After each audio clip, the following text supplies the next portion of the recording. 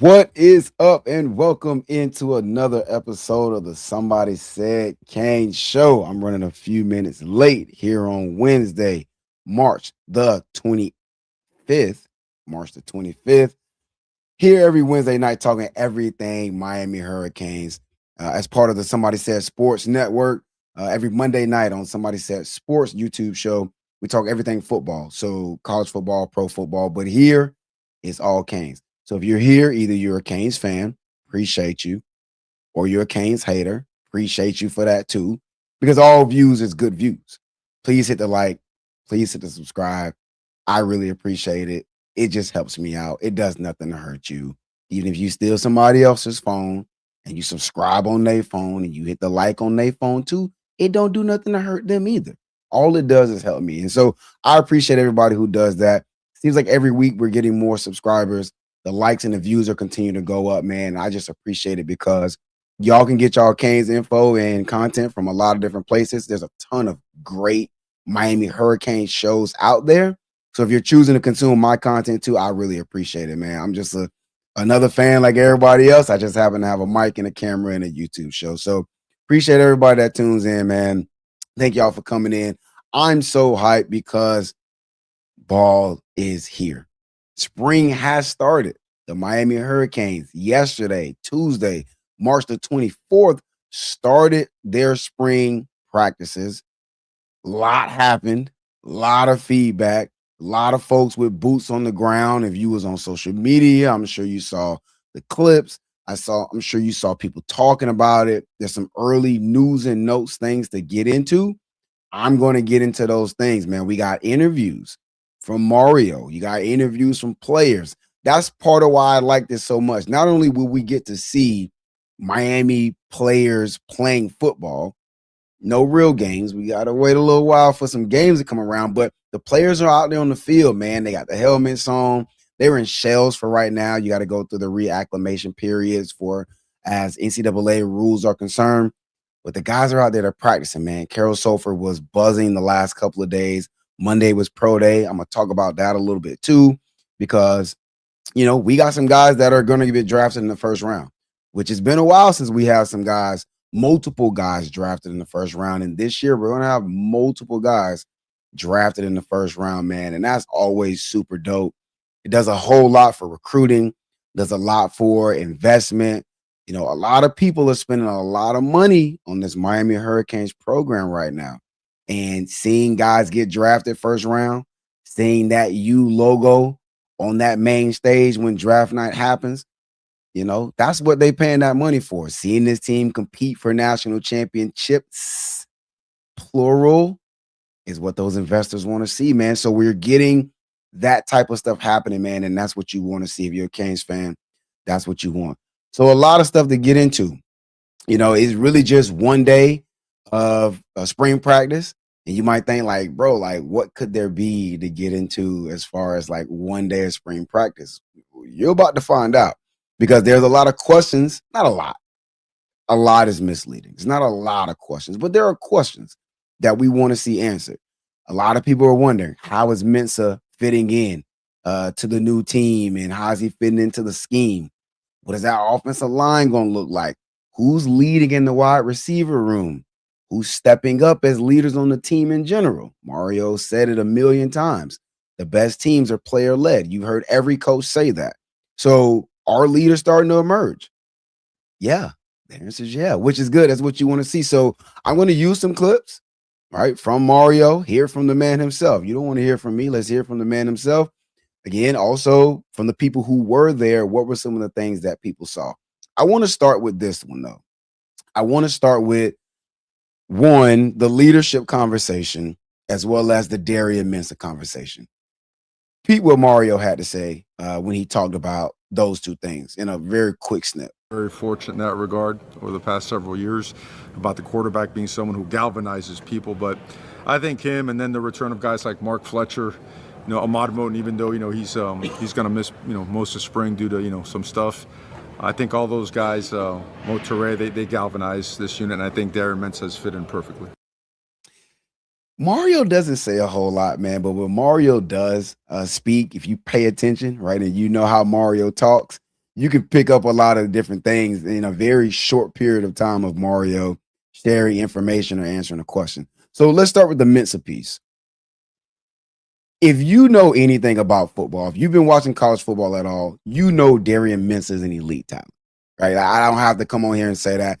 Honestly, if you're not sure about that, I did a video, all 22 film, breaking down Mintz's ability, specifically that game he had last year at Clemson, where he put up some numbers on them boys. If you want to know if Mensa can play football, go watch the film. Go watch my all 22 breakdown. Go hear other people talk about Darian Mensa as a football player. That's not the question. The question is going to be, how is he you assimilating with this team? How is he doing from a leadership standpoint with this team? And so Mario got asked about it. 3 players did interviews. It was Ryan Rodriguez, it was Matt McCoy, and it was Mark Fletcher. And as expected, all the beat writers wanted to make sure they got in a Darian Mintz question. I like what they said. So in that little clip I just played from Mario, you heard Mario talk about how Darian Mintz is galvanizing the team. That's what a leader does. That's what you want your quarterback doing. When Cam Ward came here, you heard about Cam Ward spending time with the players, making sure his receivers came in and got reps with him. Last week, when I brought Flo on the show, I put the picture of Darian Mintz had Dalen Upshaw and Malachi Tony out there in California working out with him. You want a quarterback who draws people to him and does not push people away. So hearing Mario use the word galvanize when talking about Darian Mintz, that's what you want to hear, because he ain't been here long. And he's not going to be here very, very long. We only get Darian Mintz for one season. He's going to the league next year. The season, for us, is going to feel like a long time, right? September is going to feel like forever. If you're a diehard Canes fan, like most of y'all probably are, waiting until September to see an actual Canes game is gut wrenching. It sucks, right? The summer seems to drag forever. But for them being players on that team, that's going to come very, very quickly. And so you got to start taking advantage of the time that you've got now. You got to start taking advantage of every moment you get now to build that chemistry and to be a galvanizer of the guys around you. Offenses and oftentimes teams go as the quarterback go. Miami's got a strong culture, but a quarterback can very quickly undermine that. If you bring in a quarterback who does not buy into the culture, who does not bring guys in, he's not one that draws people to him, he's pushing people away, you will very quickly start to see problems in your offense and likely with the team at large. Matt McCoy, when talking about Darian Mintz, made the comment, and it was not a direct quote, but essentially he said they've been spending time with him at his crib. They asked, like, oh, has Darian Mintz been taking y'all out to dinner? Because we saw Cam Ward do that. Cam Ward came in, he took all the old linemen out to dinner. It was this whole big thing. Carson Beck did some similar things. Matt McCoy's like, it's not even just going out to dinner. Like, honestly, it's sometimes just hanging out at his crib. We're paying Darian Mintz millions of dollars. So I'm sure he's got a dope crib down there somewhere. Having the guys over at the crib, to me, is even better than taking them out to dinner, because that means y'all actually spending real time, right? Y'all been out to a dinner where y'all 10, maybe 15 deep, maybe somebody's birthday party or anniversary party. You really don't get to talk to everybody. So if Darian Mintz is taking the offensive line out to dinner, he's probably only really getting an opportunity to really talk to a handful of guys. But when you at the crib and some food on deck, it's a game on, maybe y'all playing video games, you got a pool or something like that, you get a chance to really chop it up with everybody. And so that, to me, speaks to how Darian is building the chemistry and building the relationship with his teammates, because that's the key piece. Football-wise, Darian Mintz is going to be fine. If you saw the clips that people put up of Mintz in the first spring practice, he looks real comfortable. He's just got a confident savvy about him, the way you see him going through his reps. You know, he's not forcing anything. He looks like a guy who's been through multiple college spring practices. And even though this is his first one in Miami, he looked real comfortable, right? And then we all saw the clip they put out of him throwing the ball to Vandrevius Jacobs, winning that one-on-one rep against Xavier Lucas. So from a football standpoint, there's nothing to worry about with Darian Mintz. Like, he's going to ball from that standpoint. The only thing that could hinder him is not having the chemistry and the relationship with his guys around him. And it seems like he's doing all the right things you want to hear from that standpoint. As far as leaders, did you notice some of the names that Mario threw out in that clip that I played? He mentioned a Matt McCoy. He mentions a Motore. He mentions a Ryan Rodriguez. The best teams are player led. Mario says it all the time. You've heard coaches over the years say it. So Mario, when you pay attention to him, when he answers the question, he does a good job of showing love kind of across the board. Like he'll mention a bunch of names, and sometimes he even say, "Well, I don't want to say some name because I don't want to leave people out." But sometimes when he's speaking extemporaneously, he will say some names because those are the names that come to his head first. So when they ask about other guys that are galvanizing the team outside of Darian Mensah, immediately without even thinking about it, he throws out Matt McCoy, he throws out Ryan Rodriguez, and he throws out a guy like Motore. He throws out an Ahmad Moten. I'm gonna come back to the Ahmad Moten piece in a second. Those are your leaders, right? Those are the guys who have been in the system multiple years. Samson, Matt McCoy, Ryan Rodriguez have been around. They know how Mario handled business. They know what to expect and what the standard is for even a spring practice. Motore, who's played for Coach Heatherman 2 years before coming to Miami, and then he had all of last year. Those are the leaders. And you got to have them. Like, you got to have those leaders, dog. If you don't have leaders in that locker room, coaches can't be around all the time, man. Even some of y'all like me, you play little league ball, maybe you play high school ball, maybe you played a little D2 ball or D1 ball. You know, coaches only see so much. Like, coaches like to think sometimes, some coaches, they like to think they always know what's going on. They don't always know what's going on, bro. It's just way too many jits for a coach to really know what all these kids are doing. Even with a staff as big as Miami's, there's no way of always knowing what's going on. But the players do, though, right? Like, players always know what's going on. I'm a people leader in my day job. I don't always know all the conversations they have between each other, but there's always one or two people on the team who can tell you what everybody else saying. It's the same thing when it comes to this. So you can't expect the coaches to always be there holding guys accountable and making sure guys ain't acting up and being goofballs.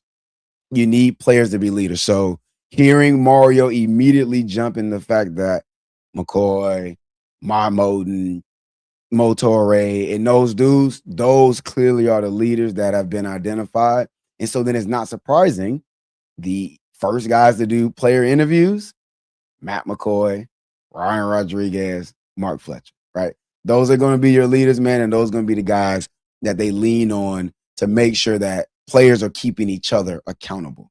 And you need that. You need players doing that. So just in a very short segment, there's some things you can pull out of that. Let's go position group and just talk about some of the other dudes and some of the other news and notes that are coming out of it. Let's start with some offensive notes. So I talked about Darian Mensah. Don't need to spend a whole lot more time talking about Mensah. I do want to talk quickly about Darion Coleman because I'm a big Darion Coleman fan. And Darion is a true freshman quarterback out of Orlando Jones program. 3-year starter, I believe, over there. Orlando Jones won at least one Florida State championship. Go look at the clips of him. I wanted to have it in time for this, and life just didn't let me. Go look at the clips of Darian Coleman going through reps, and then look at all the other guys going through reps, and tell me you don't see a difference in how that ball come out his hand. I sent it to my homies in the chat because somebody had did a little montage of him throwing the ball. The ball jumps out of Darion Coleman's hands, and his release is the quickest in that room. It's quicker than Darian Mensah's. Darion Coleman has a better release, a faster, quicker release right now than Darian Mensah. Darion Coleman, man, if his processing speed is anywhere close to his pass release, this kid is gonna do some special things, dog. Like, go watch it. Like, when you see the ball come out of Darion Coleman's hands, it looks different. It just looks different. And I'm almost afraid to do this, but I'm gonna do it. It looked like Cam Ward. Not him, not his stature, and I'm not saying he is Cam Ward, But when you see that ball, the way it jumps out of his hand with the speed and the quickness about which he get that ball off, he looks like a shortstop. The way he turned that ball over, man, he get it out of his hands. Darion Coleman, if the processing speed is there, heaven forbid he grows like another 3-4 inches. Heaven forbid, because I'm gonna really start saying some lies about what Darion Coleman gonna do if that boy put that all together. Running back room, not a whole lot to talk about there. Mark Fletcher, praise all the guys for coming back. We return everybody. Mark seems especially excited about Jordan Lyle, which if Jordan Lyle can really be what I think the coaching staff thought he would last season before he got hurt, we're going to have the best running back room in the country because we know what Mark Fletcher is. Marty Brown is more than serviceable. If Jordan Lyle can be what they thought Jordan Lyle was going to be last year when he was the starter going into last season, running back room is going to be the best running back room in the country. And I don't have a whole lot of hesitation in saying that. Offensive line. So a couple of nuggets that come out of offensive line. And again, you got to listen to all the interviews and you got to pay attention to what everybody's saying. I'm not there at practice. But if you pay close attention, you pick some things up. First of all, Matt McCoy has seemingly kicked over to right tackle. Will he stay there? I don't know. I had a conversation with my guy, Adam, who was on the show 2 weeks ago. Moving Matt McCoy from left guard to starting Spring at right tackle, to me, feels like a definite move. They're going to shuffle guys. They always cross-train. Mirrorball always makes sure guys learn multiple positions. But when you make a call to move a guy from left guard to right tackle, that's a big difference. And it feels like one of those, when you do that, you got to stick with it unless the guy just bombs it. So unless Matt McCoy, I think, just completely falls apart at right tackle, I fully expect him to stay there. If Matt McCoy's at right tackle, Jackson Cantwell, as was also reported, is starting out on the left side. I assume he started on that right side like CC Maui Noah did. Whatever reason, Jackson Cantwell starting out on that left side. So those are your tackles as it stands through 1 day of spring practice. Again, I don't expect a whole lot of movement to happen between that because switching from right to left is kind of a big deal. If you don't really know the difference and you think it's simple, man, do your research.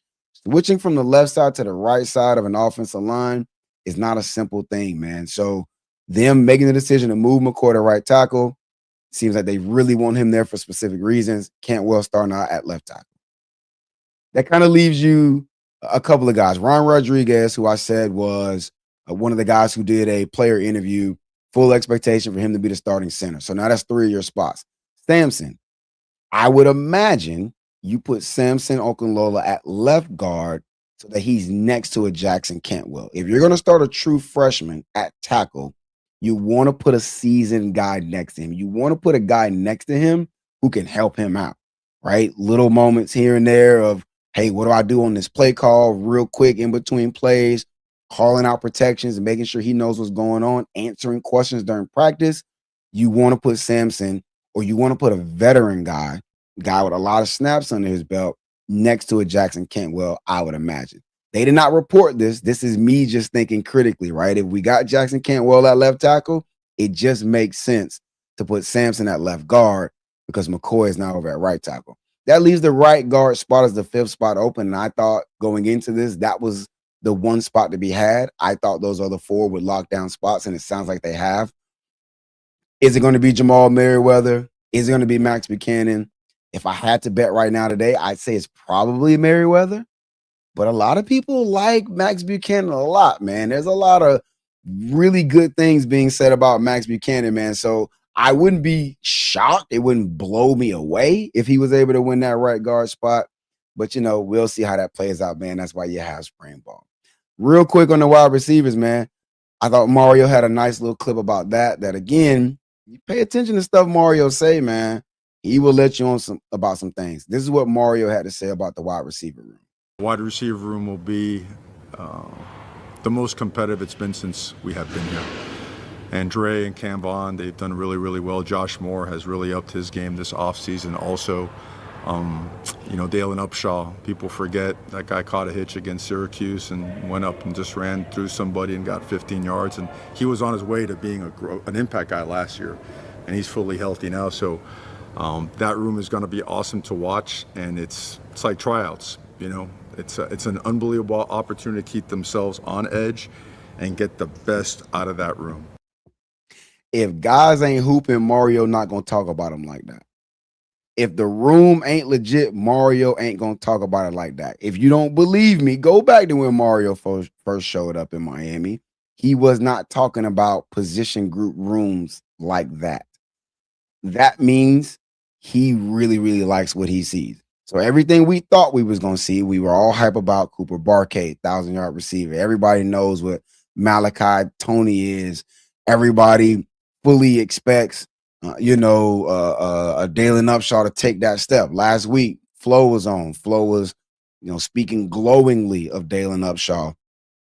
Mario is talking about how deep this room is. That these guys are pushing each other. It's gonna be a fight. They get reps and they get snaps. That wide receiver room is going to be nasty. It's the deepest it's been. Mario said it himself. That means it's better than that room we had with Xavier Restrepo and Jacoby George and them boys. This wide receiver room, man, is easily going to be the best we've had in a while. People are saying it's 6-7 deep. And I think I'm all in on that. Right? If you just go down the line with the names, right? Malachi Tony, Cooper Barkade, Josh Moore, who Mario went out of his way to call out, Dalen Upshaw, who's been putting a lot of work. Flo hyped him up a lot, man, and Flo not doing that for no reason. Vandrevius Jacobs, who you got out of the portal, who people are saying is the fastest on the team. Cam Vaughn, that's 6 right there. You're not even talking about 6'5" freshman Milan Paris, maybe even 6'6", physically looks as gifted as anybody in the room. Vance Spafford, who's a speed demon, ran a 4.3 before he got hurt for his senior season. That room is deep. We lost JoJo. I wanted to keep JoJo. I'm a JoJo fan. But man, that wide receiver room is deep, man. At least 6, which means you can rotate guys, you can keep them fresh. They bring different skill sets to the table. Wide receiver room is going to be special, dog. That thing is going to be fun to watch. We had the number 1 offense in the country with Cam Ward 2 years ago. Some records that they set could get broken. I'm just going to, hey, listen, man. I haven't been excited about a Miami offensive line, or I mean, in Miami offense like this in a long time, dog. That offense is going to be crazy. Let's go ahead and flip over to the defense, man. We are deep into it. I try to keep these to 30 minutes. Get y'all what y'all want to hear. Get off the thoughts that I have on my side and keep it moving. Jump over to the defense. So I said I'd come back to the Ahmad Moten piece. Ahmad Moten is going to miss all the spring. He had a cleanup. We knew he was hurt in the playoffs. He had the ankle situation, really gutted it out to play as much as he could. Probably shouldn't have been out there, but you don't miss an opportunity like that. So Ahmad Moten's going to miss a spring. Ahmad Moten doesn't need a spring. And honestly, I think that's fine, because with Ahmad being out, you give somebody else who you're going to need a rotation. You need a rotation of D tackles, at least 3. Now somebody else is going to get a lot of valuable reps in the starting D lineup, because, they're going to be asked to play snaps, because, D tackles, they can't just stay on the field in the modern football game as much as maybe they used to. Defensive end, we're expecting Damon Wilson to be a starter. And the question is, who's that other starter? Is it Armando Blunt? Is it Marquise Lightfoot? One of those other guys. The linebacker spot, Mario's asked about that. Mo Torre is one of your leaders on your team, but who's starting next to him? Is it Kamal Bonner? Is it a Bobby Pruitt? Is it going to be one of these other guys who takes a big step and goes and sees that open role? The cornerback room? The cornerback room is as good as any other room on this roster, which is crazy because 2 years ago, the cornerback room was a detriment to the team. The cornerback room was a problem. We all remember that Syracuse game 2 years ago, and them boys literally just was little dogging us, man. Just throwing jump ball after jump ball, and our corners couldn't do nothing about it. We are at minimum 4 deep at corner. We have 4 corners that could be starters most places in the country. I think the starters are going to end up being Damari Brown and Xavier Lucas. Physically, they're the most gifted. They're both big, long, rangy. They can run. You saw when Xavier Lucas came into that Indiana game in the national championship, things looked a little different on that side where he plugged in at.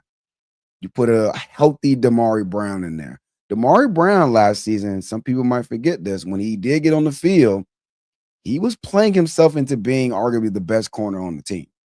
Then he gets hurt and he misses a lot of time. The cornerback room is crazy. Safety, we know Zachariah Poise is going to be a starter. Bryce Fitzgerald is going to start somewhere. Omar Thornton very much is going to start. He has some really good reps, they said, especially covering guys out the slot. The name to think about in that safety room / nickel room, you can kind of put those all together. J.J. Dunnigan. Bro, last week I asked Flo, I said, Flo, who's a player people aren't talking about that they probably should be? Immediately he said J.J. Dunnigan.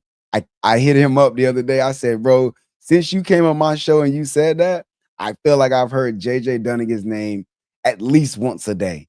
I've heard it, I've read it, I've seen it at least once a day since Flo came on here last week and said that J.J. Dunnigan is a dude to be thinking about. And the early returns from everybody who was there is he is like that. Another player said that he thinks JJ might be fastest guy on the team, which is crazy considering his measurables. If he can put it all together, physically, he's going to be the best safety we have. Can he just put it all together? That's the only question. Can he be a guy where he's just too good to leave off the field? So, a lot of interesting news and notes. That's going to be one to watch. Not a whole lot of storylines, which is dope. You know, going into spring, you want to have storylines because it gives everybody something to talk about. There's not a ton of storylines with this team, man. There's a lot of stamp proven commodities, which that's what you really want, especially coming off a natty run. And we want to be consistently contending. You want a lot of proven commodities, man. And this team just has a lot of proven commodities. So we'll continue to see what happens this week. They're off today is Wednesday. From what I understand, they're going to practice Thursday, Friday, Saturday. Big recruiting weekend is coming up this weekend. We got 2 commits. We got Josh Johnson, the defensive end out of Key West. We also got Sherrod Gordine from, I want to say he's from like Pompano. I could be wrong on that. Somebody check me on that. A DB who's really good friends with Jalen Jones, who's already committed. So commits are starting to roll in as well. Expect that to continue. That's not going to slow down. We are recruiting at a high level. The staff is being very selective and picky because they know they can be. Recruiting is going to continue. I want to wrap up talking a little bit about the Pro Day. So on Monday, we had Pro Day at UM. You know, I got a chance to watch a good bit of it. I think the Pro Day is fine. Between the Combine and the Pro Day, I don't feel like that should change a whole lot of things from teams what they draft. If you watch film, if you're a GM or you're a scout for a professional football team, you should not have shown up to Miami on Monday and been surprised by what you saw from Keontae Scott. You should not have shown up and been excessively impressed by what you saw from Ruben Bain or Francis Maury Noah because they've been doing it all year. Like they've been doing it all year. Like Keontae Scott has been balling all year. He should have won the Jim Thorpe. So you should not have needed Pro Day to tell you that Keontae Scott is like that. He shouldn't have to do stuff in compression shorts in an indoor practice field to let you know that you should be paying attention to this man.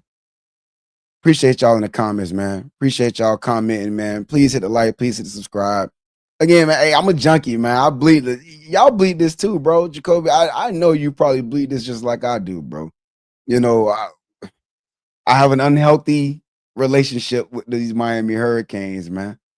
So, but yeah, going back to the Pro Day piece, you should not have shown up on Monday and then saw that, hey, maybe Keontae Scott's the best nickel corner in this draft. You should have knew that already. He should have won the Jim Thorpe. What was you doing in the fall? Were you not watching the Ohio State game?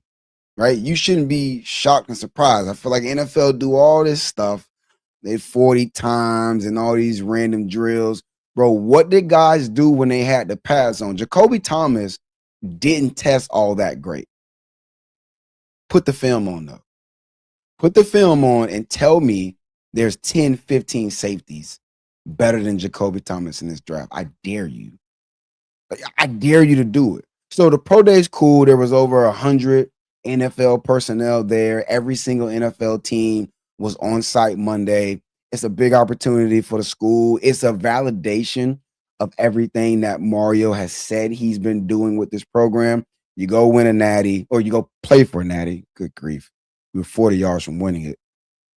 You go play for a natty, and then you have a pro day like this, man. It says that you've been doing the recruiting and the development that it takes to sustain and build a real program, right? That's what Ohio State expects at their pro days. That's what Georgia expects at their pro days. When Mario got here, we had one guy drafted in the 7th round.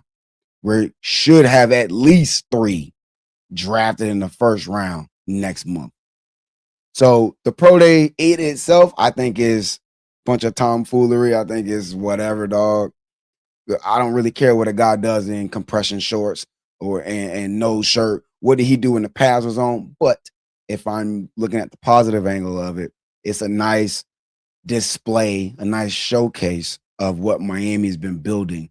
And the fact that every NFL team was there, over 100 NFL personnel were on site, says that these guys are legit, man. And what Mario's building is for real. He told a dude who interviewed him, he said, "Hey, I told you last year you was gonna be here this year. I'm telling you right now, you're gonna be back next year."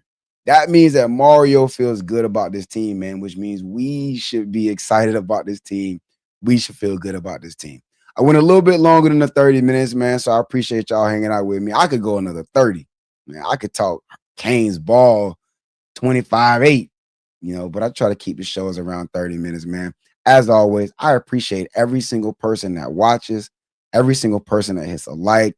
Please hit that subscribe. I'm going to do my best to continue to try to bring content that I, as a Canes fan, would also want to see, giving my perspective and my spin on stuff. But there's a lot of really dope guys covering this team and talking about this team, man. I encourage you to check them all out. I watch a bunch of them myself. That's all I got for y'all this week. Next week, I'll come back talking about a few more practices, maybe some more news from a recruiting standpoint. But until then, man, y'all know what it is. As always, it's Go Canes. Holla at y'all next Wednesday night, 8 p.m. Same bat channel, same bat place. Y'all be easy.